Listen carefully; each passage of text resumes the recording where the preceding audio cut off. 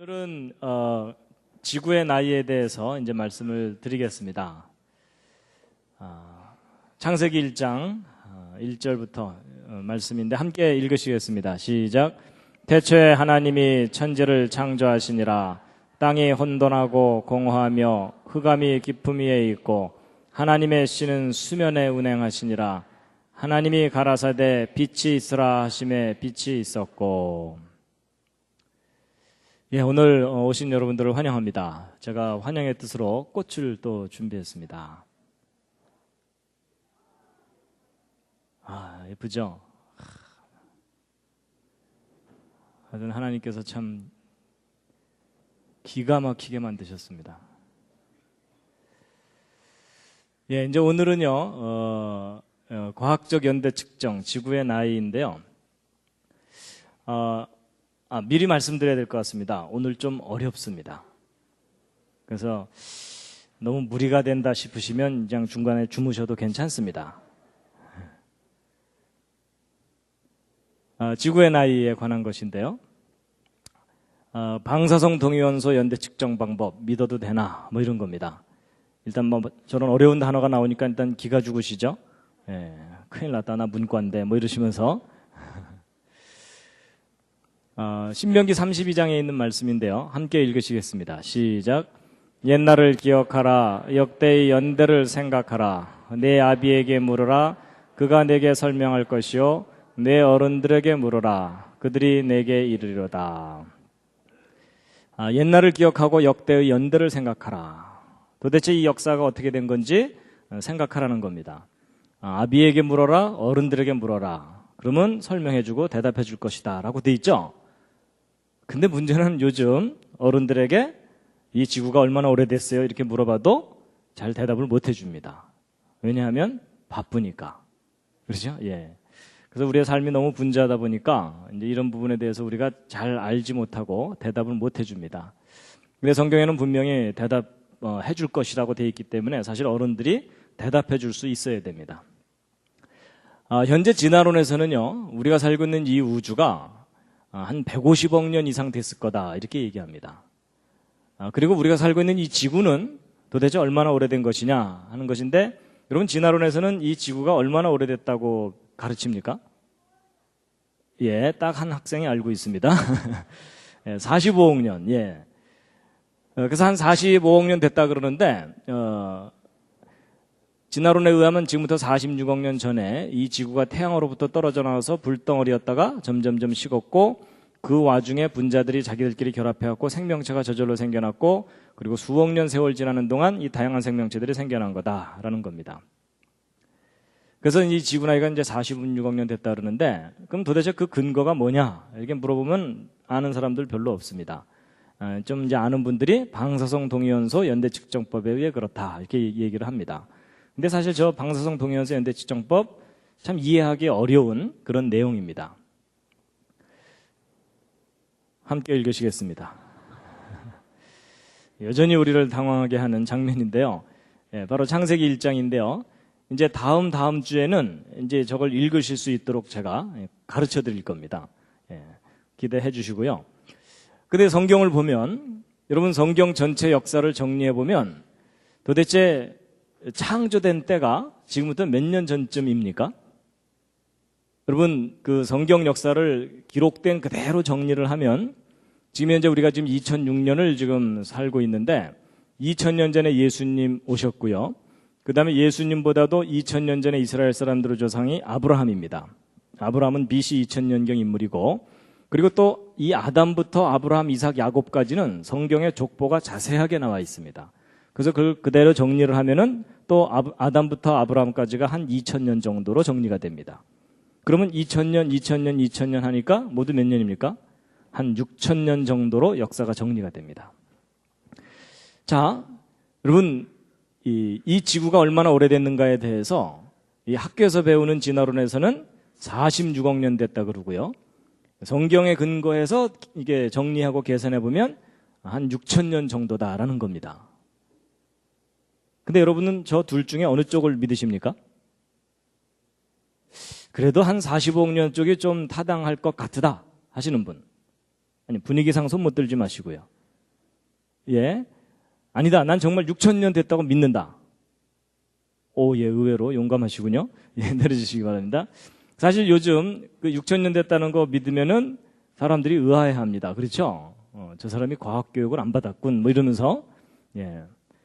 그랬더니 어떤 분은요, 이쪽도 아닌 것 같고, 이쪽도 아닌 것 같고, 두 개 더해서 나누자. 뭐 이러는 분도 있습니다.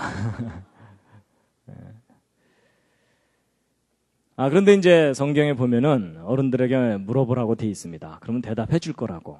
예. 그래서 이제 우리가 이것에 대해서 좀 우리가 자세하게 알아야 되는데요.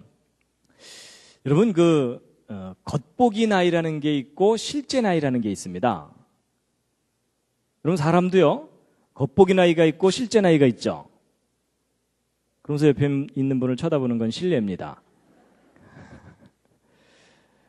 보통 그 학교에 가서, 이제 대학이나 이런 데 가서, 나이가 들어 보이길래 열심히 인사하고 다녔더니 나중에 알고 봤더니 후배더라. 이러면 굉장히 신경질이 납니다. 그렇죠? 예. 그리고 이제, 후배인 줄 알고 막 말을 놨다가 나중에 의도 터지고 뭐 이런 경우 있죠? 예. 근데 사실 이제 우리가 정말 알고 싶은 것은 실제 나이입니다. 겉보기 나이에 속으면 안 됩니다.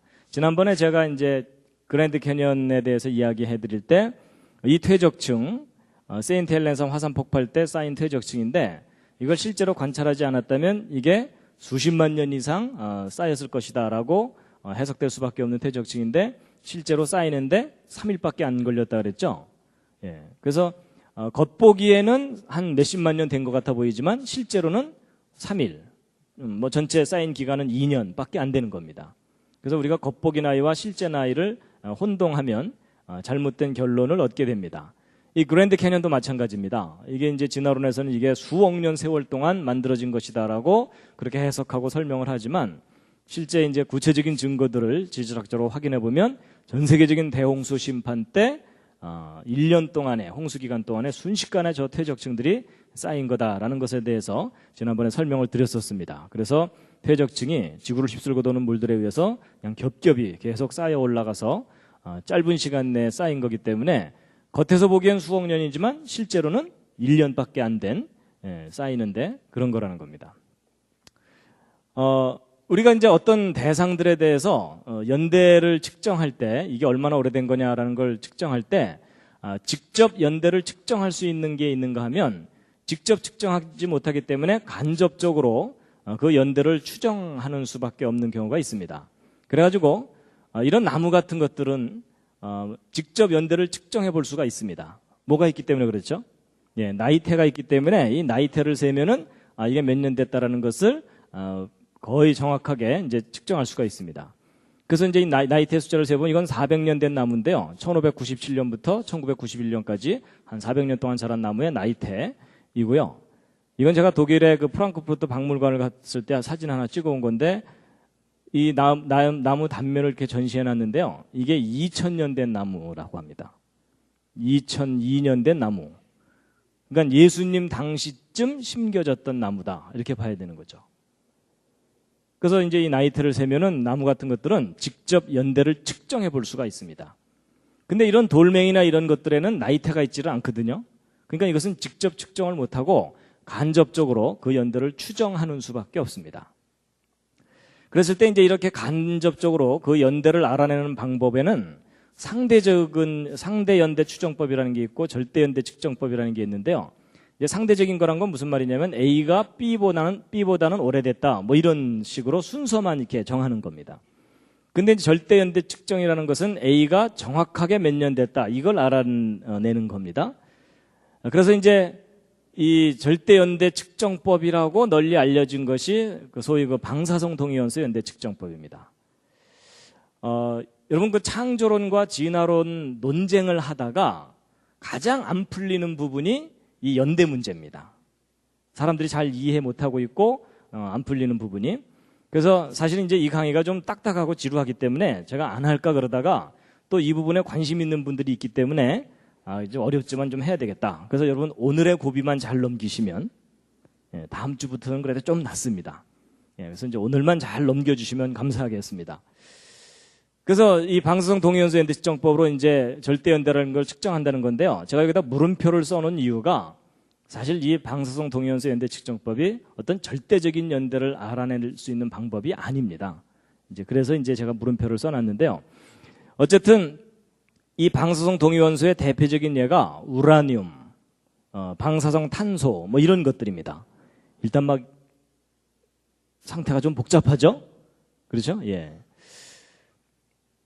자, 지금부터 문과 분들은 좀 들어주시고 이과 분들은 잠깐 쉬셔도 괜찮겠습니다. 예.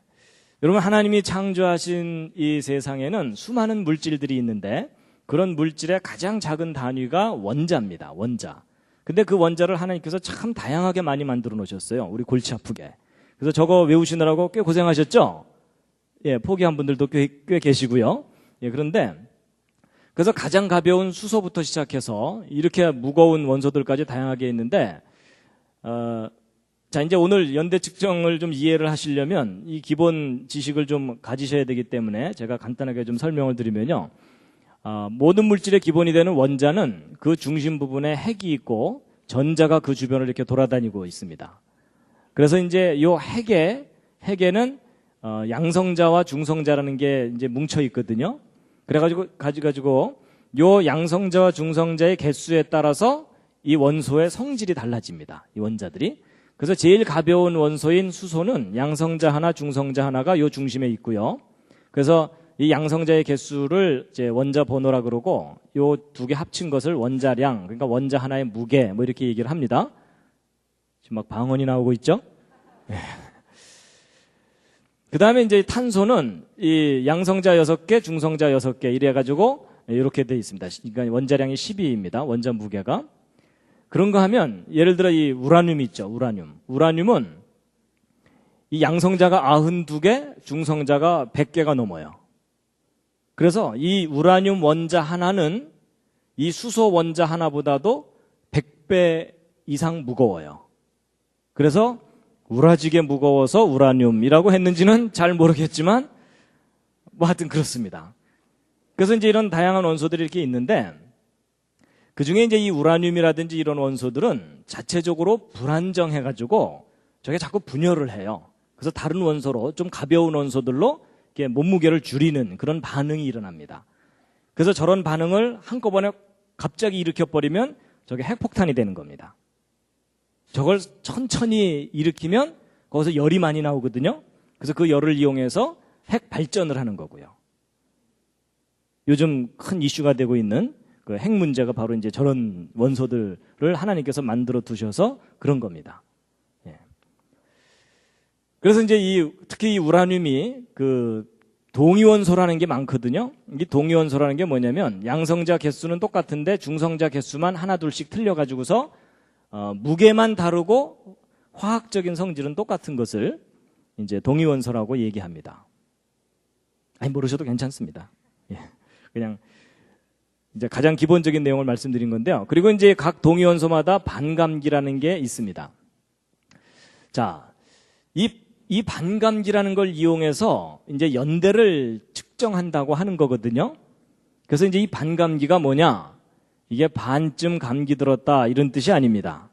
그게 아니고 절반으로 줄어드는 데까지 걸리는 시간 이런 뜻입니다. 그래서 여러분 이런 우라늄들은요. 그 원소 자체가 불안정하기 때문에 자꾸 다른 원소로 변해가는데 최종적으로 납으로 변해갑니다. 그래서 이 우라늄 원자가 이만큼 있다가 절반 정도로 납으로 변하는데 걸리는 시간이 있거든요. 그걸 반감기라고 얘기합니다. 그래서 처음에는 우라늄만 100% 있다가 우라늄이 절반으로 줄어드는 데까지 걸리는 이 시간이 있겠죠. 이 시간을 반감기라고 합니다. 그래서 이제 100% 있다가 50%로 줄어들 때에 걸리는 시간이나 50% 있다가 25%로 줄어드는 데까지 걸리는 시간이나 희한하게도 시간이 똑같이 걸려요. 그래서 항상 어떤 상태에서 절반으로 줄어드는데 걸리는 시간을 반감기라고 얘기합니다. 일단 요걸 아셔야 연대 측정 원리를 아시게 되기 때문에 말씀을 드리는 건데요. 근데 여러분 저게 어려운 게 아닙니다. 지금 이 강의에도 반감기가 있습니다. 처음에 시작할 때는 일단 끝까지 들어보자 하고서 다 눈을 뜨고 계시다가 이제 20분쯤 지나면 절반 정도가 기절을 하십니다. 그리고 또 한 20분 지나면 그 중에 또 절반이 기절을 하시고, 하여튼 이렇게 되는 거 아시죠? 그런 걸 반감기라고 합니다. 그래서 그럼 이제 보세요. 이걸 알면 이제 별로 어렵지 않은 거가, 예를 들어 처음에 우라늄만 100% 있었는데 지금 현재 4분의 1만 남았다. 4분의 1만 남았다 그러면은 이 반감기를 2번 지나간 거죠. 그렇죠? 그럼 예를 들어 이 우라늄의 반감기가 45억 년이다. 그러면 지금 4분의 1만 남았다면 90억 년이 지나간 겁니다. 시간이. 바로 이제 그런 원리를 이용해서 연대 측정을 하는 건데요. 그래서 이제 항상 절반씩 이런 식으로 줄어들기 때문에 그 반응 생성물인 이 납은요, 이제 반대로 이렇게 늘어나게 됩니다. 그래서 전체 합은 일정하게 되는 이제 그런 반응인데요. 그래가지고 이제 방사성 동위원소 연대 측정법의 가장 기본적인 원리는 이제 요 그림을 이해하시면 되는데요. 이 우라늄은 납으로 변화가는데 절반 정도 변화가는데 걸리는 시간이 45억 년이나 걸립니다. 45년이 아니고요. 45억 년.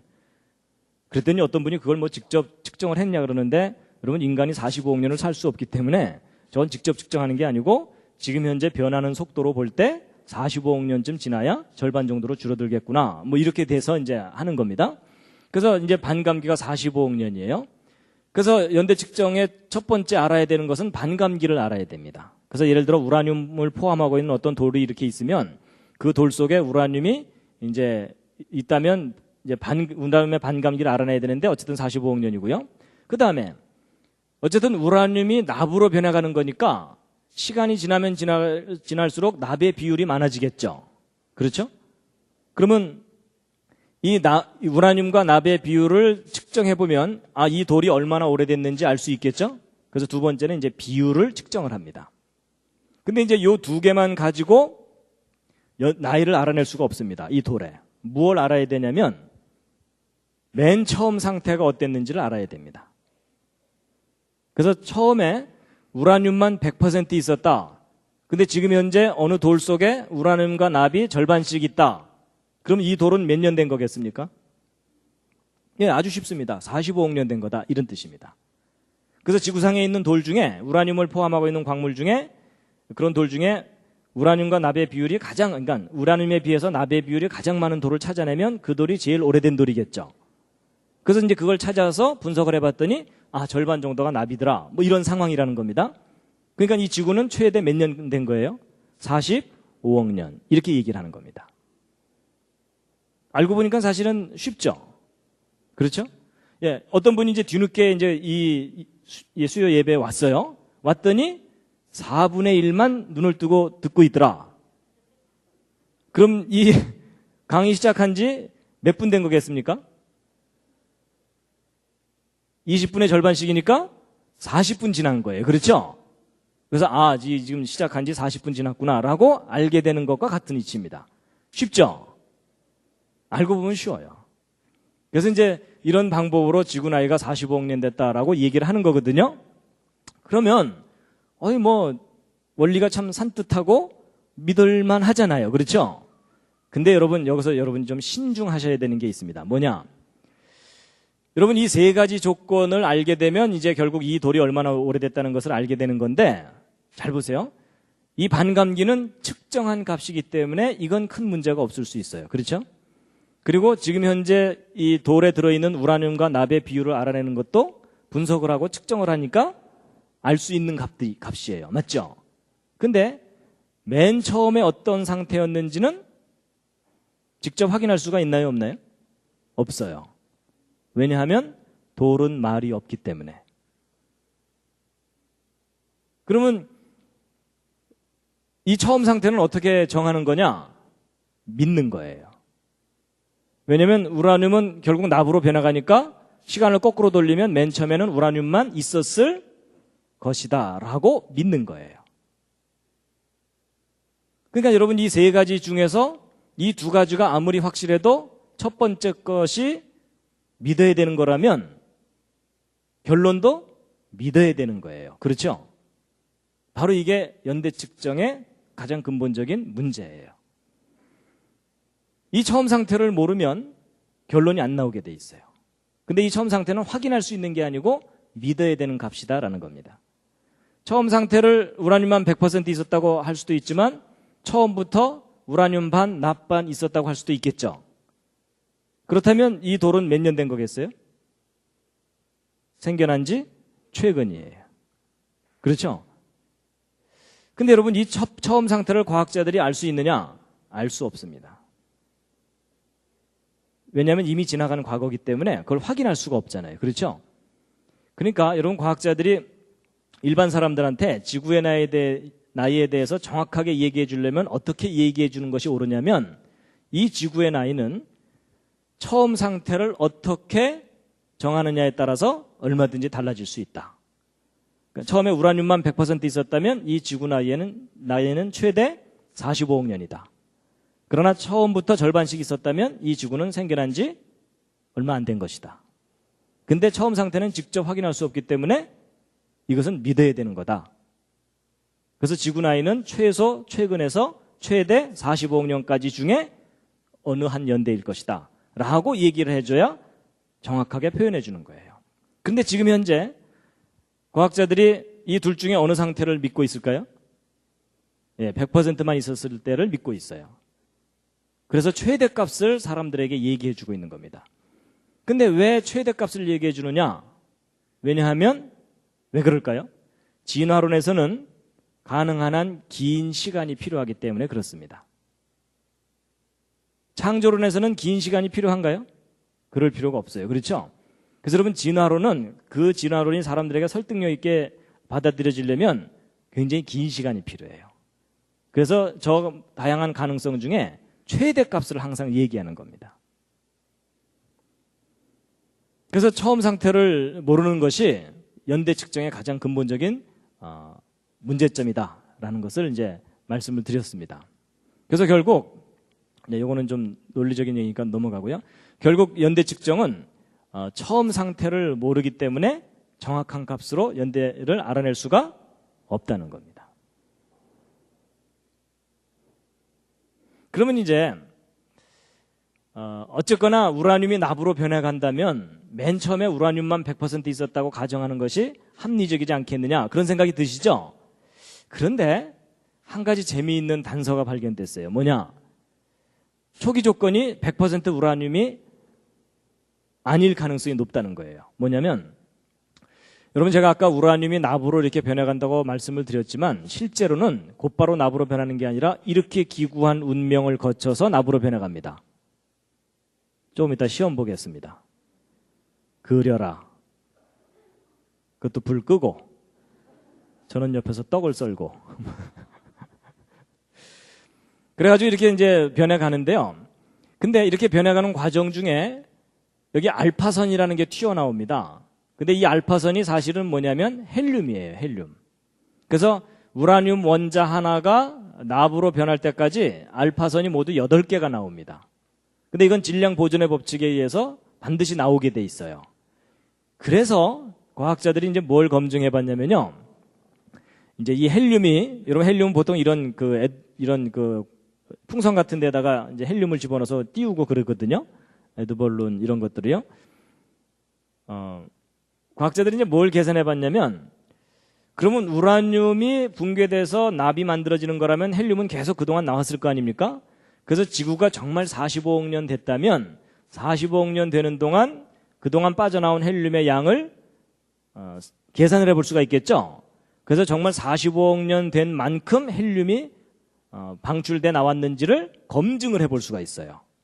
그래가지고 제가 이제 그 이해를 쉽게 하기 위해서 상대적인 숫자로 말씀드리겠습니다.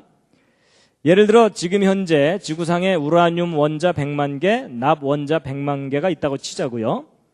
그러면 진화론의 주장대로라면 이 지구가 45억 년 전에 우라늄만 100% 200만 개가 있었겠죠. 그러면 이제 45억 년 지나는 동안 이제 100만 개의 납이 생긴 거겠죠. 근데 여러분 아까 우라늄 원자 하나당 우라늄이 납으로 하나 변하는 거에 해당돼서 헬륨이 몇 개가 방출된다 그랬냐면 8개가 방출된다 그랬어요. 그렇죠? 예, 8개가 방출된다 그랬는데 그렇게 본다면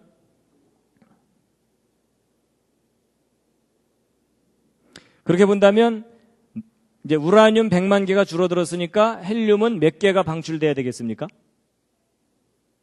제가 너무 어려운 부탁을 드렸나요? 몇 개가 방출돼야 되냐면 800만 개가 방출돼야 돼요. 그렇죠? 그럼 이제 정말 지구가 45억 년 된 거라면 이 지구 표면에는 헬륨이 800만 개가 있어야 돼요. 그렇거든요? 근데 여러분 이제 과학자들이 이 지구상에 있는 헬륨의 양을 측정을 해봤어요. 뭐 지구 전체를 다 뒤져갖고 측정했다는 얘기는 아니고 헬륨은 가볍고 골고루 퍼지기 때문에 어느 한 지역에서 농도를 측정하면 지구 전체 값을 크게 오차 없이 측정할 수가 있거든요. 그래서 정말 800만 개가 있는지 측정을 해봤는데 몇 개가 있을 것 같습니까? 지금 지구상에? 몇 개가 있으면 그래도 45억 년 지났다고 믿어주시겠습니까? 여러분은 얼마나 너그러우신가요? 80% 이상은 있어야 된다고 생각하시는 분. 이런 분들은 아주 엄격한 분들입니다. 50% 정도만 있어도 믿어주겠다고 하시는 분. 상당히 너그러우신 분들입니다. 10%나 20%만 있어도 믿어주겠다고 하시는 분들, 무모한 분들입니다. 근데 여러분, 이 800만 개가 지구상에 있어야 되는데 지금 현재 지구상에 몇 개가 있느냐? 8개 있습니다. 8개 있다니까 또 어떤 분들은 미국에 하나 있고 뭐 영국에 하나 있고 뭐 이렇게 있나 이러시는데 뭐 개수로 8개가 아니고 비율로 볼 때 100만 분의 1밖에 없다는 얘기예요. 그럼 지구가 45억 년 된 게 아니란 얘기예요. 45억 년 됐으면 이 800만 개가 있어야 되거든요. 100만 분의 1밖에 없다는 얘기는 100만 개 중에 하나만 납으로 변하는 정도 시간밖에 지나지 않았다는 거예요. 그러면 100만 분의 1만 납으로 변한 시간밖에 지나지 않았다는 얘기는 초기 조건은 오히려 100% 우라늄이 아니라 처음부터 절반씩 있었다고 해야 옳다는 겁니다. 그래서 이 방사성 동위원소 붕괴에 의해서 지구 연대를 주장하는 과학자들한테 이상한 점이 바로 이거예요. 너무 헬륨이 적다는 거예요. 지금 지구상에. 자, 그런데 이제 보세요. 지금 이 물리학자들이 이런 상황을 알까요, 모를까요? 자기 전공인데 알겠죠. 그렇죠? 그러면 저걸 어떻게 해결할까요? 일단 지구 나이가 45억 년 됐고 진화가 일어났다는 것은 변경시키지 않으려고 하기 때문에 저걸 어떻게 설명하느냐? 그동안 방출된 이 800만 개의 헬륨이 지구 바깥으로 그동안 날아갔다. 이렇게 설명을 해요. 근데 네가 봤냐? 이러면 또 할 말은 없어요. 날아갔을 수도 있고 안 나갈 수도 있는데 그럼 이제 이게 정말 날아갈 수 있는지 아닌지를 또 서로 막 계산을 하잖아요. 그럼 양쪽에서 계산을 하는데 여러분 조건을 어떻게 결정하느냐에 따라서 결과가 달라지게 돼요. 근데 그 조건들이 수십 개예요. 결국 무슨 얘기냐면 자기가 어떤 관점을 갖고 바라보느냐에 따라서 결론이 달라질 수가 있다는 얘기죠. 그럼 결국 지구 나이 정확하게 알 수 있다는 거예요? 없다는 거예요? 이 방법으로는 지구 나이를 정확하게 알 수 없다는 거예요. 그러니까 이게 무슨 얘기냐면 일반 사람들은요, 이 과학자들이 무슨 특별한 존재인 것처럼 생각했고 돌멩이 하나 주고서 이거 얼마나 오래됐는지 좀 알아주세요 이러면은 과학자들이 무슨 기계에다가 이렇게 탁 집어넣고 단추 딱 누르면 끼리릭 한 다음에 주인님 몇 년 됐습니다. 뭐 이렇게 나오는 줄 알아요. 근데 그렇지가 않습니다. 실제 그 연구를 시작해서 결론이 나올 때까지 모르는 거 투성이에요. 모르는 거 투성인데 과학자들은 모르는 게 있으면 항상 어떻게 하느냐? 요런 조건이 요렇다면 하고 가정을 하게 돼 있어요. 그래서 가정이 그 과정 중에 하나라도 들어가면 결론은 사실이 아니라 믿는 거예요. 왜냐면 이 가정을 믿어야 이 결론이 나오니까요. 그렇죠? 근데 바로 연대 측정이라는 것도 뭔가 정확한 프로세스에서 정확한 값이 나오는 줄 알지만 이렇게 불확실한 면들이 여기저기에 있다는 겁니다. 그래서 길게 설명드렸지만 결론이 뭐냐? 지구 나이는 방사성 동위원소의 특정으로 정확하게 알 수가 없다는 겁니다.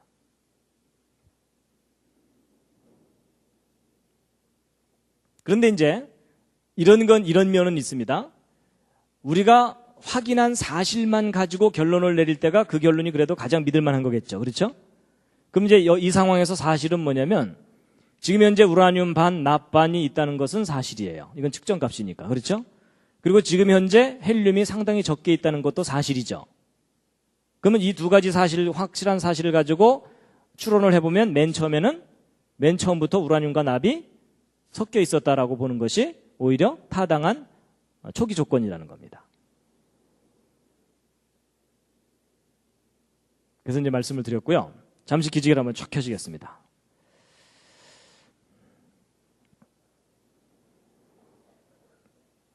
역시 오늘은 어렵죠? 예, 그냥 집에서 잘 걸, 뭐 이러는 분들도 있으실 겁니다. 자, 좌양좌하셔서 옆에 있는 분 안마를 시원하게 해드리겠습니다. 좌양좌하셔서요.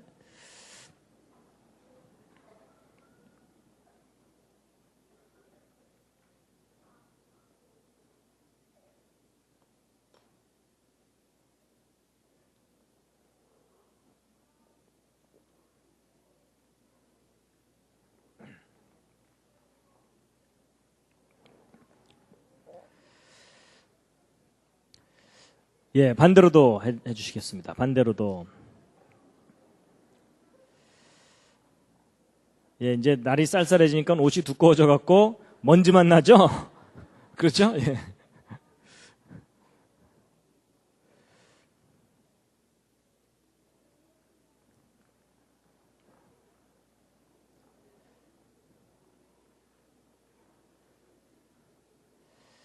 예.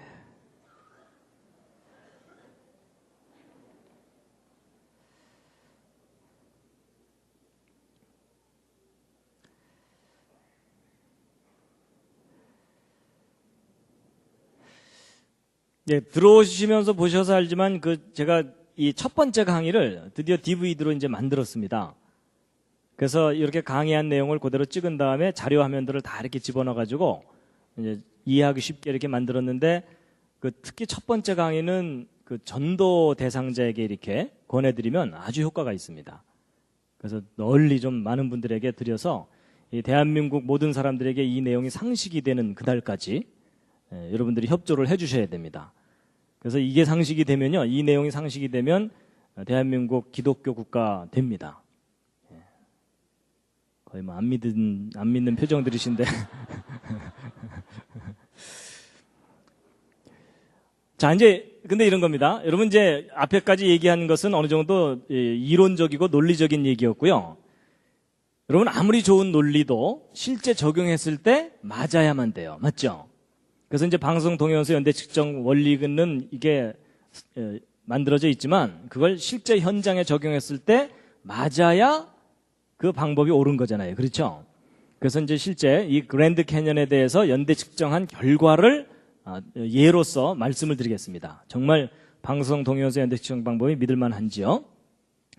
여러분 이 그랜드 캐년은 지난번 말씀드린 대로 이게 이제 쌓인 후에 깎여나가고 뭐 이런 과정을 되풀이한 건데 일단 이 처음에 퇴적층이 이렇게 쫙 쌓였다가 한번 깎여나갔어요. 그렇죠? 깎여나가지고서 이제 선캄브리아계 퇴적층이 이렇게 지금 있고요. 그 다음에 이제 대홍수 때 다시 퇴적층이 쌓인 거예요. 그렇다가 홍수 이후에 호수가 뻥 터지면서 그랜드 캐년의 계곡이 푹 깎여나갔다 이런 말씀을 드렸죠. 그래서 단계적으로 이제 이렇게 형성된 것인데 그런데요. 이 선캄브리아계가 이제 고생된데 이 그랜드 캐년의 주 퇴적층이 쌓인 기간은 한 3억 년쯤이라고 이렇게 보고 있습니다. 그래서 이 그랜드 캐년에 대해서 이제 연대 측정을 해야 되는데 근데 이제 여러분 그런 거 아세요? 모든 암석에 대해서 동위원소 연대 측정을 하는 게 아닙니다. 일단 퇴적층에 대해서는 방사성 동위원소 연대 측정을 적용하지 않습니다. 자, 이게 무슨 말이냐? 일단 옆에 있는 분과 한번 상의해 보시겠습니까? 퇴적층에는 방사성 동위원소 연대 측정을 적용할 수 없다라는 말이 무슨 말인지 별로 상의하고 싶은 표정들이 아니십니다. 여러분, 이게 무슨 말이냐면요. 이 퇴적층, 바로 이게 어디서부턴가 옮겨와서 쌓인 것을 퇴적층이라고 하는데, 여러분 보세요. 우리가 알고 싶은 건 뭘 알고 싶은 거냐면 이 퇴적층이 쌓인 때가 언제냐를 알고 싶잖아요. 그렇죠? 근데 이 퇴적층 속에 들어있는 이 우라늄이나 납은 퇴적될 때 쏙 들어가는 게 아니고 이 흙들이 옮겨오기 전부터 그 흙 속에 포함되어 있던 것들이에요. 맞죠? 그럼 이 동위원소들은 퇴적한 때부터 붕괴하는 게 아니고 여기로 오기 전부터 붕괴하고 있었기 때문에 얘네들이 알려주는 것은 퇴적 때부터의 연대가 아니라 여기 오기 전부터의 붕괴된 시점을 가르쳐주는 거니까 정작 이 속에 들어있는 동위원소를 분석해봤자 퇴적 당시의 연대를 알 수 있는 게 아니죠. 그래서 여러분 퇴적층에 대해서는 퇴적암에 대해서는 방사성 동위원소 연대 측정 방법을 적용하지 않아요. 해봤자 의미도 없고. 그런데 그런 사실 모르셨죠? 근데 여러분 지구상에 있는 지구 표면에 있는 대부분의 암석은 뭐라고요? 퇴적암들이에요. 그리고 정작 우리가 알고 싶은 것도 퇴적된 연대를 알고 싶은 거예요. 근데 대부분의 퇴적암에 대해서는 측정을 직접 못해요. 참 아이러니한 일이죠. 그럼 이제 어떻게 해야 되느냐? 이 속에 있을 수 있는 어떤 화성암에 대해서만 합니다. 이게 마그마가 녹았다가 굳어진 거 있죠? 그런 것들에 대해서만 연대 측정이 가능해요. 그래가지고 이 그랜드 캐니언의 구조를 보면은요, 대부분은 다 퇴적층이기 때문에 이걸 직접 떼어내갖고 연대 측정하는 게 불가능하고, 여기 보시면은 이 산캄브리아기 퇴적층 중에 이 카디나스 베이설트라고 하는 화성암이 있어요. 요거에 대해서 이제 연대 측정이 가능하고, 그 다음에 여기 용암이 이렇게 뿜어져 내려온 이런 게 있거든요. 이제 요거에 대해서만 연대 측정이 가능해요. 그래갖고 여기 보시면 여기 까맣게 흘러내린 거 있죠? 그러니까 이 용암은 계곡 파이고 난 다음에 흘러내린 거잖아요. 근데 요 밑에 있는 것은 이 퇴적층 형성됐을 때 이제 형성된 거겠죠. 그러니까 요 밑에 있는 요 카디나스 베이설트라고 하는 것하고 요 위에 흘러내린 것 사이에는 진화론에 의하면 적어도 몇 년 이상 차이가 나야 되냐면 이 고생대 퇴적층 쌓이는 데만 3억 년 걸렸다 그러니까 적어도 3억 년 이상 연대 차이가 나야 되죠. 어느 쪽이 젊어야 됩니까? 요 위에 흘러내린 게 젊어야 되죠. 그래갖고 이제 요 두 샘플에 대해서 방사성 동위원소 연대 측정을 한 결과값이 바로 요 값들인데, 요걸 좀 크게 좀 해가지고 크게 해서 이제 그 연대를 알려드리면요. 일단 여기 있는 카디나스 베이설트라고 하는 이 암석에 대해서 연대 측정을 여러 가지 방법으로 해봤더니 평균 10억 년보다 약간 아래예요. 그렇죠? 그러면 여기 흘러내린 이 용암은 이것보다는 적어도 몇 억 년 젊어야 되죠. 그렇죠? 그러니까 대략 5억 년 근처의 연대가 나와야 되겠죠? 근데 실제 이제 요 샘플에 대해서 기존의 방사성 동위원소 연대 측정 방법을 그대로 적용을 해서 연대를 측정해 봤더니 몇 년이 나오느냐? 평균 10억 년이 넘어요. 이건 너무 이상하죠? 그러니까 손자가 할아버지보다 더 늙은 거예요.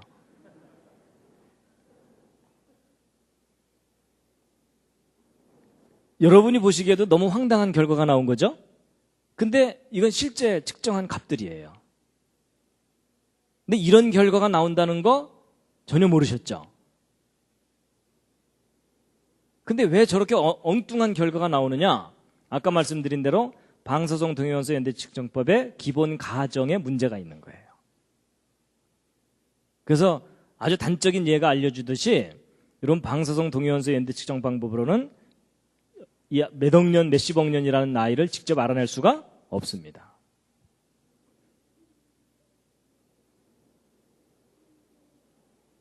그래서 이제 이 방사성 동위원소 연대 측정으로는 이런 것들을 알 수가 없고요.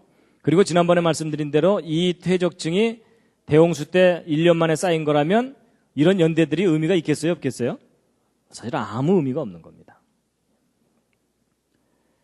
이제 그 이유가 바로 이제 이 초기 조건, 처음 상태가 어땠느냐에 대해서 모르기 때문입니다. 그래서 이 방사성 동위원소 연대 측정법은요, 측정법이 아닙니다.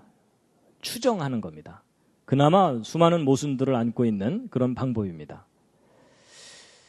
그럼 이제 여러분이 한 가지 궁금한 게 있을 텐데요. 뭐냐면 신문이나 텔레비전이나 이런데 가끔 뭐 이런 거 나와요. 뭐 몇 억 년 전 화석이 발견됐다. 뭐 이런 거 있죠.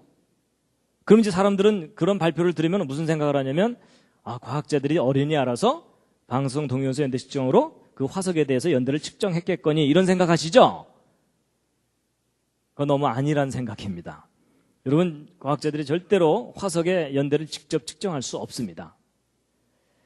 여러분, 아까 제가 말씀드린 대로 이 그랜드 캐니언의 퇴적층은 직접 연대 측정 못한다 그랬죠.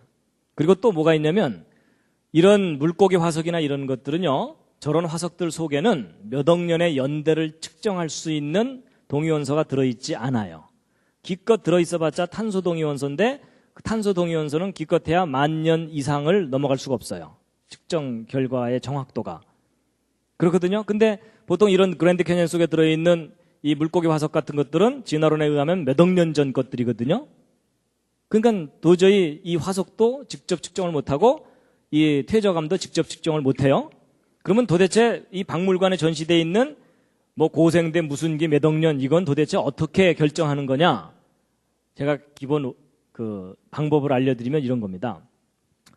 예를 들어 화석학자들한테 가서 이 물고기 화석이 도대체 몇 년이나 된 겁니까? 라고 물어보면 그 화석학자가 이제 뭐라고 대답할 거냐면 이것은 직접 연대 측정을 못하고요. 이 물고기 화석이 그랜드 캐니언의 퇴적층 중에 요 퇴적층쯤에서 나왔는데 이 퇴적층은 이 퇴적 순서상 고생대 무슨 기에 해당되기 때문에 대략 한 3억 년 전쯤 퇴적층입니다. 근데 거기서 이 물고기 화석이 나왔으니까 이 물고기는 3억 년쯤 된 거라고 추정하고 있습니다. 이렇게 대답을 해주는 거예요. 그러면 이번에는 이제 이 지질학자한테 가가지고 도대체 이 암석이 몇 년이나 된 겁니까? 라고 물어보면 뭐라고 대답하겠습니까? 여러분, 이 퇴적암에 대해서는 연대 측정을 직접 못한다 그랬죠? 그러니까 직접 하지 못하니까 이 퇴적암 속에서 이 물고기 화석이 나왔는데 이 물고기 화석은 진화의 순서상 고생대 이 어류가 살았던 시대에 존재했었을 생명체니까 지금 한 3억 년 전쯤 생명체로 추정이 됩니다. 근데 요게 여기서 나왔으니까 이 퇴적층은 한 3억 년쯤 된 거라고 보고 있습니다. 이렇게 하는 거예요. 뭐가 앞뒤가 맞는 듯 하면서도 허전하시죠? 여러분, 이걸 뭐라 그러냐면 순환 논리라 그래요. 순환 논리. A는 B에 핑계를 대고 B는 A에 핑계를 대면서 서로가 절대적인 근거를 제시해주지 못하는 경우를 순환 논리라고 하거든요. 근데 바로 화석과 퇴적암에 대한 연대 측정이 이런 방법으로 이루어지고 있어요. 이런다는 사실 모르셨죠? 뭐 어련히 알아서 정확하게 측정했을라고 믿어주셨죠? 믿어주신 게 잘못하신 겁니다. 더 이상 방법이 없어요. 근데 왜 이렇게 하느냐면 이 이상 방법이 없어서 그래요. 그래서 여러분, 그 박물관에 전시되어 있는 그 몇 억 년 있죠? 그게 무슨 실제 역사적인 그 연도가 아니에요.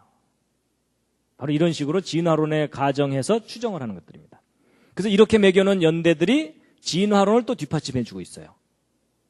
그럼 진화론이라는 이론은 저렇게 연대를 매기는 걸 뒷받침해주고 있고, 그게 이게 그 연대 측정 방법입니다. 기존에. 그래서 이런 사실을 우리가 좀 알아야 됩니다. 그래서 여러분, 진화론에서 얘기하는 지구 나이 46억 년 실제 역사적인 시간이 아닙니다. 가상적인 시간입니다.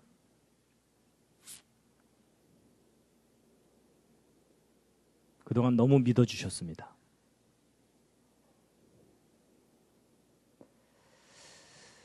자, 그래서 이제 지금까지 말씀드린 건 뭐냐면 지구가 몇십억 년 됐다는 그 주장이 결코 무슨 절대적인 근거가 있는 것이 아니고 수많은 가정들에 의해서 그렇게 추정하는 것일 뿐이다라는 걸 말씀드렸는데요. 그럼 이제 반대로 아까 이 성경을 이렇게 정리해 보면은 한 6,000년 역사가 된다 그랬죠? 그러면 지구가 그렇게 젊다는 무슨 객관적인 증거라도 있느냐? 최근에 과학자들이 이 지구가 젊을 수밖에 없는 구체적인 증거들을 발견하기 시작했어요. 그래서 아주 젊은 지구에 대한 첫 번째 증거가 바로 이 보석들이에요. 일단 하나씩 나눠 가지시죠. 여러분, 성경을 보면 그 계시록에 보면 막 황금 보석이 있는 그 천국에 대한 기록이 나오잖아요. 그렇죠? 그래서 하나님께서도 이 보석을 참 귀하게 이제 생각하시고 또 그렇게 이제 표현을 하시는데, 근데 놀랍게도 저 보석 속에다가 하나님께서 기가 막힌 증거를 넣어두신 거 아세요?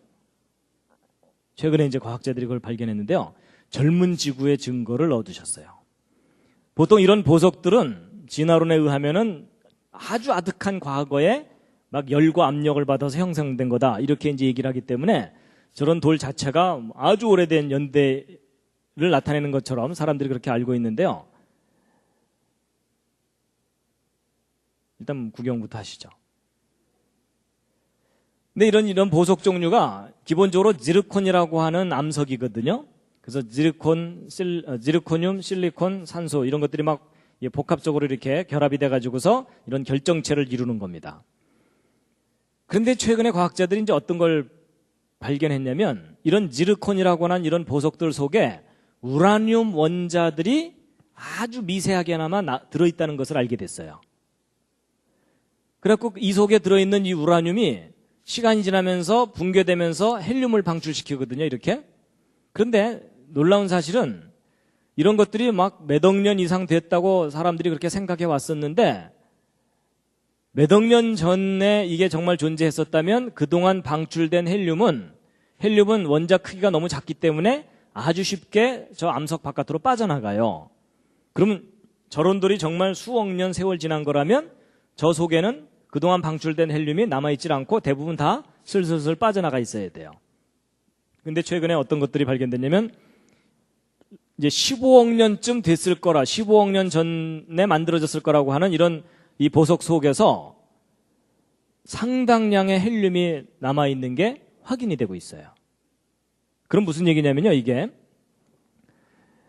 만약에 정말 이런 보석이 수십억 년 전에 만들어진 것이라면 이 우라늄이 붕괴되면서 방출되는 이 헬륨이 비교적 짧은 시간에 빠져나가 버리거든요. 그럼 지금 현재 이런 돌 속에는 헬륨이 있을 수가 있어요, 없어요? 거의 없어야 돼요. 맞죠? 근데 지금 현재 이런 돌 속에 상당한 헬륨이 발견되고 있거든요. 그렇다는 얘기는 얘네들이 방출돼서 빠져나가기 시작한 지 얼마 안 됐다는 뜻입니다.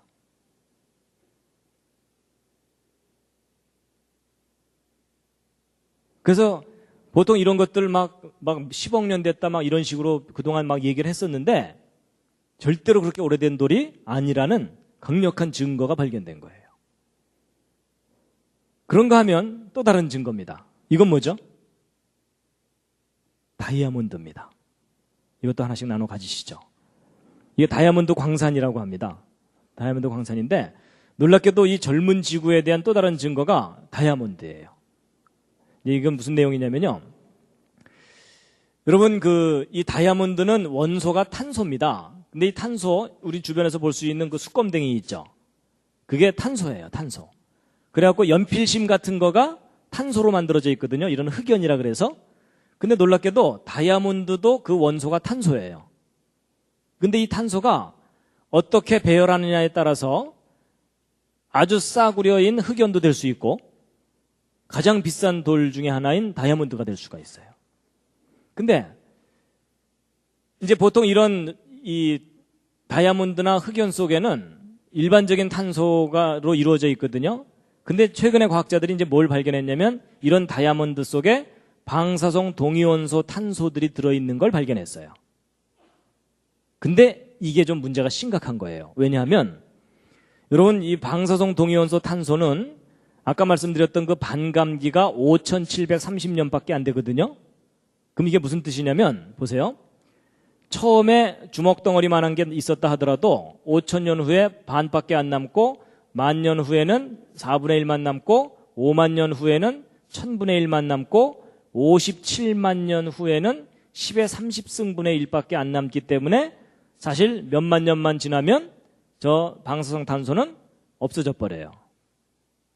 그러면 이 다이아몬드가 정말 진화론에서 이야기했듯이 지구 생성 초기에 몇십억 년 전에 만들어진 돌이 맞다면 이 속에는 방사성 탄소가 들어있어야 돼요? 없어야 돼요? 없어야 되죠. 그렇죠? 근데 놀랍게도 상당량의 방사성 탄소가 남아있는 게 발견된 거예요. 이 속에서, 다이아몬드 속에서.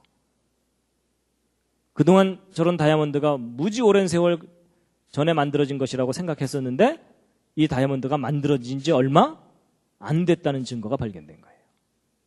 조금 전에 말씀드린 그것과 똑같은 원리입니다.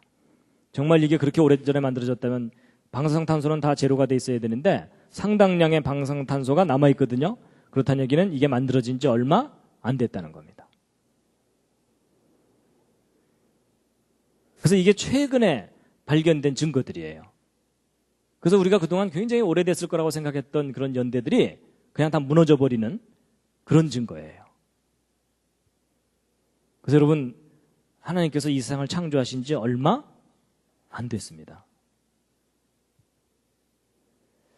그 다음에 이제 거의 이제 한 20%만 남아 계십니다. 나머지는 다 이제 기절하셨습니다.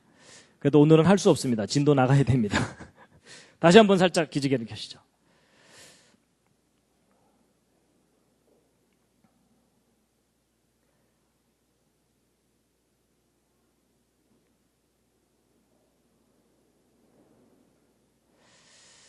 그 다음에 이제 신문 같은 데 이렇게 보거나 텔레비전을 보면은 구석기 시대 유물이 발견됐는데 탄소 동위원소 연대 측정을 했더니 몇만 년이더라 이런 거 있죠. 인간의 유골도 발견을 했는데 직립원인의 유골을 발견했는데 그게 몇십만 년 됐다 이런 얘기들을 하잖아요. 그랬을 때 이제 도대체 그런 유물들에 대해서 연대를 매기게 되는데 보통 이제 방사성 탄소를 이용해서 연대를 매긴다 그래요. 그럼 이제 사람들이 그런 말들을 다 믿어주는데 이제 그 원리를 좀 아시고 나면 그게 결코 믿을 만한 게 아니라는 것을 아실 수가 있는데요. 여러분, 탄소 동위원소 연대 측정법은 이제 원리가 뭐냐면요. 여러분, 공기 중에 질소가 있죠. 그렇죠? 여러분, 이 공기 중에는 산소가 20%, 질소가 80% 이렇게 있습니다. 근데 질소는 우리가 아무리 마셔도 우리 몸으로 들어오질 않고 그냥 얘는 들락날락만 하고 산소만 이제 우리 몸속에 흡수됐다가 그러는 거거든요. 근데 공기 중에 이렇게 질소가 있는데 이런 질소가 우주선을 맞으면 우주선이라고 그랬더니 어떤 분이 챌린저하고 충돌했나 이러는데 그런 우주선이 아니고 우주의 어떤 강한 빛들이에요. 그런 빛들을 맞으면 얘네들 중에 핵가닥 해가지고서 탄소로 변하는 경우가 있어요. 그러니까 얘는 출시는 질소인데 화학적인 성질은 탄소예요. 근데 이제 질소가 탄소로 변했기 때문에 얘는 방사성 탄소예요. 그런데 이런 탄소가 산소가 결합해서 CO2를 만든 다음에 광합성을 통해서 식물 속에 흡수가 되거든요. 그럼 이렇게 흡수된 이런 식물을 이런 말이나 이런 초식 동물들이 뜯어 먹으면 이 몸속에 방사성 탄소들이 저렇게 들어가겠죠. 그렇게 이제 그래서 얘가 이제 살아있는 동안에는 먹고 배설하니까 몸 안의 농도가 일정하게 유지되다가 얘가 죽고 나면 어떻게 되겠어요? 더 이상 들어오는 방사성 탄소는 없는데 얘는 시간이 지날수록 점점 붕괴되어 가거든요. 그래서 얘가 죽고 나면은요, 이 속에 들어있던 방사성 탄소가 다시 질소로 되돌아가 버려요. 그래갖고 시간이 지날수록 점점 이렇게 방사성 탄소의 양이 줄어들게 돼 있어요. 그러면 방사성 탄소가 얼마나 줄어들는지를 측정하면 이 뼈가 얼마나 오래됐는지를 알 수 있겠죠. 그래갖고 이제 바로 그런 방법으로 측정을 하는 거예요. 그래서 아까 제가 반감기가 5,000년 정도라 그랬기 때문에 예를 들어 이제 처음에 이런 상태였는데 지금 현재 2개밖에 안 남았다. 그럴 경우는 5,000년 정도가 2번 지난 간 거잖아요. 그래서 이 뼈는 10,000년쯤 된 거다. 이렇게 얘기를 하는 겁니다. 대략 이해가 되시죠? 근데 문제는 우리가 발견하는 건 지금 현재에 발견된 뼈예요, 이게. 근데 얘가 죽을 당시에 탄소 농도는 알 수가 있어요, 없어요? 없어요. 왜냐하면 뼈는 말이 없기 때문에. 그렇죠? 그럼 도대체 이제 얘가 죽을 당시에는 방사성 탄소가 어느 정도 농도로 있었겠느냐를 알아내야 되는데 직접 알 수가 없으니까 어떻게 가정을 하냐면 지금 현재 살고 있는 말 뼈 속에 방사성 탄소가 얼마나 들어있는지를 알아내갖고 얘도 죽기 직전에는 이런 농도였을 거라고 가정을 하는 거예요. 가정을 한다는 얘기는 아까부터 뭐였어요? 믿어야 된다는 얘기라 그랬죠? 그러면 얘가 정말 죽기 전에, 이 뼈가 죽기 직전에 이런 농도였겠느냐 하는 것을 검증을 좀 해봐야 되는데 어떤 게 있냐면요. 여러분 지구가 큰 하나의 자석인 거 아시죠? 그래서 북극과 남극이 있어갖고 그 나침반 같은 걸 이렇게 놓으면은 N극은 북극을 가리키고 이러잖아요. 한쪽이. 그래서 지구가 한 큰 자석입니다. 그래서 이 지구가 자석인 것이 이제 자기장이 이렇게 형성되거든요. 근데 이 자기장이요, 지구를 보호해주는 역할을 합니다. 여러분 태양으로부터 태양풍이라고 하는 아주 강한 전자기파들이 막 폭풍처럼 이게 우주 바깥으로 뿜어져 나가거든요. 근데 이 지구가 이걸 직접 맞으면 이 안에 있는 생명체들이 다 죽을 정도로 치명적인 해를 입어요. 근데 지금 이 자기장이 이것을 저항해갖고 이 태양풍이나 이런 것들을 비껴나가게 하고 있어요. 그래서 이 자기장은 지난번에 제가 노아 홍수 때 궁창위의 물이 지구를 보호했다 이런 말씀 드렸죠. 그런 것처럼 이 자기장도 지구를 태양의 강한 살인 광선들로부터 보호해주고 있어요. 근데 문제가 뭐냐면요, 지금 현재 이 지구 자기장이 점점 약해지고 있어요. 이 지구가 점점 보호를 받지 못하고 있게 된다는 뜻이에요. 그래서 이 지구는 지금 망해가는 쪽으로 계속 가고 있습니다.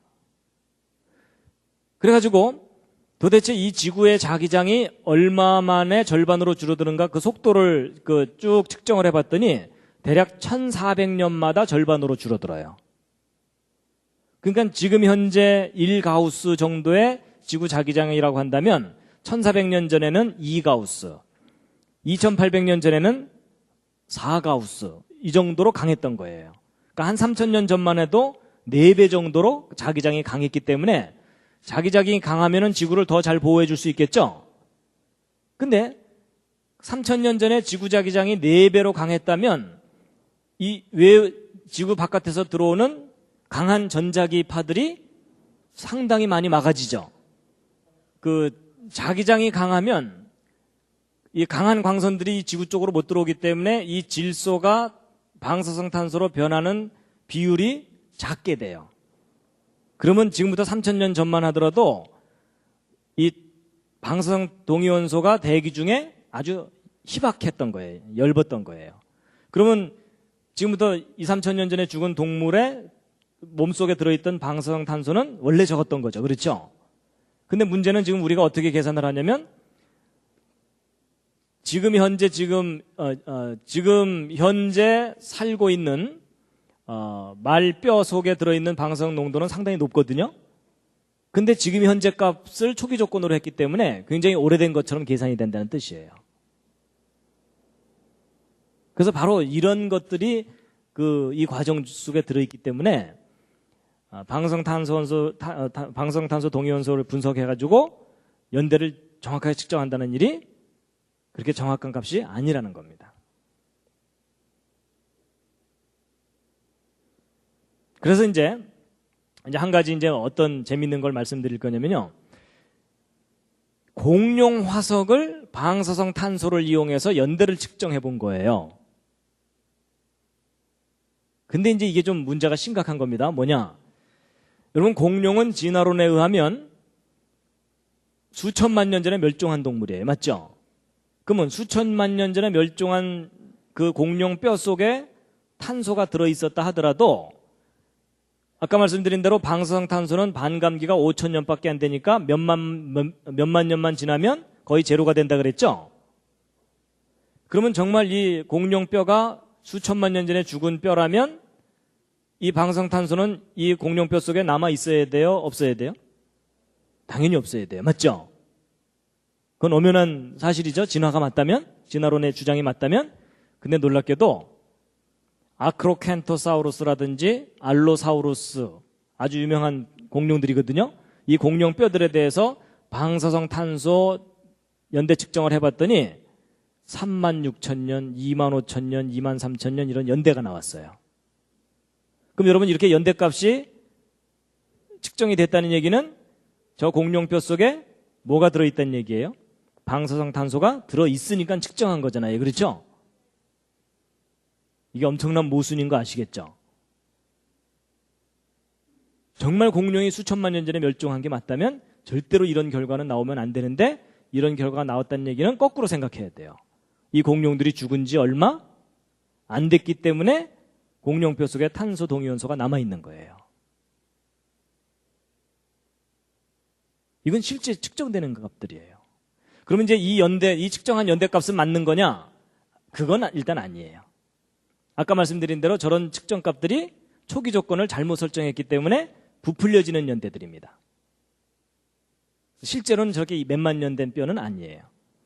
성경이 옳다면은 몇천 년 이내의 뼈들이에요. 그래갖고 이제 미국에서요, 이 창조론 과학자들이 재미있는 장난을 친 적이 있어요. 무슨 장난을 쳤냐면, 공룡뼈를 발견한 다음에 그 아주 유명한 대학의 그 방송 동영상 분석하는 곳에다가 보냈어요. 연대 측정 좀 해달라고. 그런데 이 뼈가 공룡뼈라는 얘기는 안 했어요. 왜 안 했을까요? 그걸 얘기하지 말아야지 객관적으로 공정하게 측정을 해줄 거 아니에요. 그렇죠? 이거 공룡뼈라고 하는 순간 그 측정하는 사람들이 무슨 선입견을 갖겠어요? 이건 중생대에 죽은 거니까 이러면서 선입견을 가지면은 정확한 측정을 못 하잖아요. 그래서 여러분 이런 것들을 뭐라 그러면 블라인드 테스트라 그래서 그 여름에 한참 더울 때 코카콜라, 펩시콜라 지나가는 사람 붙잡아 놓고 눈 가리게 한 다음에 마셔보세요. 어느 게 맛있어요? 뭐 이런 거 하는 거 있죠? 눈을 왜 가리죠? 예, 선입견을 없애야지 공정하게 어느 쪽이 맛있는지를 얘기해 줄 테니까요. 맞죠? 그래서 바로 공정하게 무언가를 하기 위해서 하는 것을 이 블라인드 테스트라고 하거든요. 바로 이제 그걸 해본 거예요. 그래갖고 우리가 이 뼈가 무슨 뼈인지 모르겠지만 이 뼈 연대를 좀 측정해달라 하고 정중하게 편지를 해서 샘플을 보냈어요. 보냈더니 얼마 후에 답장이 왔어요. 답장이 왔는데 그 결과값이 이 값들하고 비슷해요. 10,000년 내외예요. 그러니까 사실 진화론적인 관점으로 보면 황당한 결과잖아요, 사실. 그래갖고 이제 다시 편지를 또 보냈어요. 뭐라고 보냈는지 아세요? 우리가 보낸 뼈가 공룡뼈지롱 이러면서 보낸 거예요. 물론 그렇게 얄밉게 표현은 안 했죠. 그렇지만 그냥 하여튼 내용은 우리가 보낸 뼈는 사실 이미 우리가 공룡뼈라고 알고 있는 뼈를 보낸 거다. 그런데 이 10,000년이라는 연대가 나와서 우리 좀 황당하다. 뭐 이런 식으로 다시 편지를 보냈어요. 그랬더니 그쪽에서 무슨 편지가 왔냐면 우리가 지난번에 잘못 측정한 것 같다. 그 샘플 다시 좀 보내달라. 뭐 이렇게 된 거예요. 이게 무슨 상황인지 아시겠죠? 근데 뭐 다시 보낼 이유도 없고 보낼 필요도 없으니까 그거 보내지는 않았어요. 그러니까 여러분 진화론 시나리오가 정말 맞다면 이런 해프닝은 일어나서는 절대 안 된다는 거예요. 근데 실제로 이런 일이 일어나는 것은 진화론 시나리오 자체가 근본적으로 허구적인 것일 뿐만 아니라 이 연대 측정이라는 것도 그렇게 정확한 연대를 우리에게 알려주는 것이 아니다라는 겁니다. 그래서 여러분 보통 그 기사에 나올 때 몇만 년 넘어가는 것 있죠? 하여튼 10,000년 넘어가는 연대는 이게 상당히 부풀려진 거거나 가공된 연대다라는 것을 생각하시면 틀림이 없습니다. 하여튼 오늘 길게 얘기했지만 결론은 그겁니다. 제발 좀 믿지 말아주세요. 그 연대들. 그래서 그 기본적인 그 상황을 모르면 사람들은 결과만 알으려고 하거든요. 그래서 자꾸 매스컴에서 막 이렇게 큰 문자로 막 몇만 년 이러면 사람들은 그것만 받아들입니다. 그 뒤에 배경은 모르고. 그래서 공룡도 죽은 지 얼마 안 됐다는 거예요. 결국 이 진화론 이게 다 근본적으로 이게 소설입니다. 소설. 예. 그 다음에 이제 이 폴로늄 얘기가 있는데 이건 좀 이거 얘기했다 이제 다 기절을 하시기 때문에 예. 이건 나중에 정말 관심 있는 분들에게 말씀을 드릴 텐데 이 지구가 이제 요점은 이겁니다. 진화론에 의하면 이 지구가 태양으로부터 떨어져 나서 불덩어리였다가 점점점 식으면서 형성되느라고 굉장히 오랜 세월 걸렸다고 하는 거거든요. 근데 그게 이 시나리오가 근본적으로 틀렸다는 증거가 발견됐어요. 하여튼 제가 그거 자세하게 설명드리면 이제 다 기절하시니까 제가 이거는 좀 넘어가겠습니다. 예, 뭐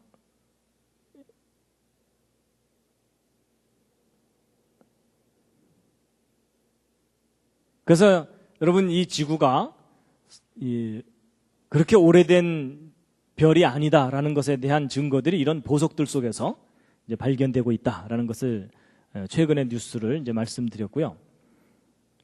그래서 진화론에서 얘기하는 그 연대들이 이제 잘못된 것이고, 그리고 지난번에 이제 그 제가 인구 증가 계산해 드렸었죠.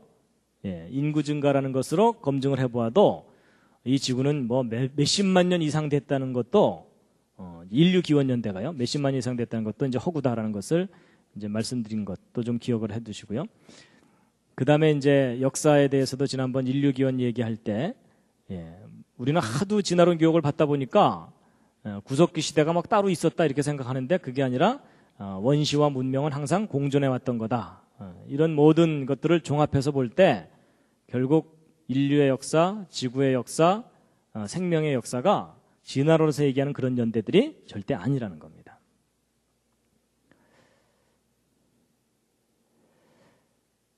그래서 예전에는 사실 이 성경에 나오는 이 6,000년 역사를 믿는다는 일이 상당히 마음에 부담스러웠어요. 그렇죠? 과학자들이 하도 이러니까. 근데 과학이 발달하고 자세한 발견들이 이루어지면서 이 지구가 창조된 지 정말 얼마 되지 않았구나라는 것을 믿을 만한 증거들이 자꾸 발견되고 있습니다.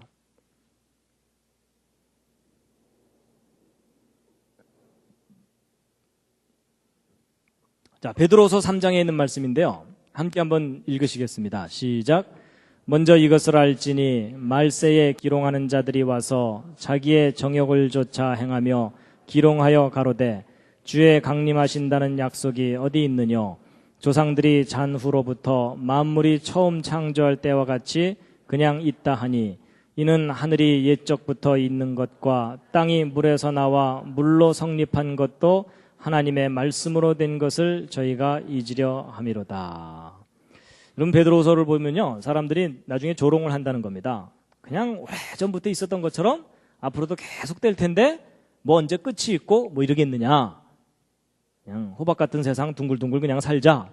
이러면서 이제 성경을 기록된 그대로 믿는 사람들에 대해서 조롱을 할 건데 마지막 때에 그런 일이 나오는데 그렇지 않다는 겁니다. 분명히 하나님께서 이 세상을 물로 심판하신 일이 있었고 이제 마지막 때는 불로 심판을 하신다.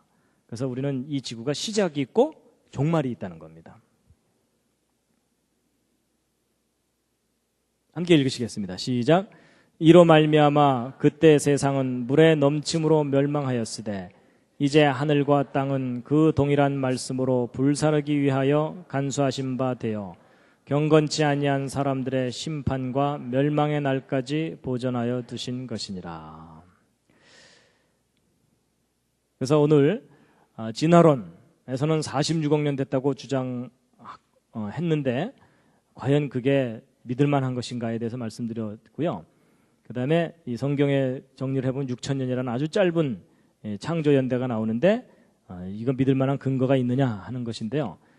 46억 년 됐다는 것이 결코 믿을 만한 게 아니다라는 걸 말씀드렸고 또 지구가 아주 젊다는 증거들을 과학자들이 구체적으로 발견하기 시작했다라는 말씀을 드렸습니다. 그래서 오늘 과학적 연대 측정에 대해서 말씀드렸는데 좀 힘드셨죠? 서로 옆에 있는 분들에게 수고하셨습니다.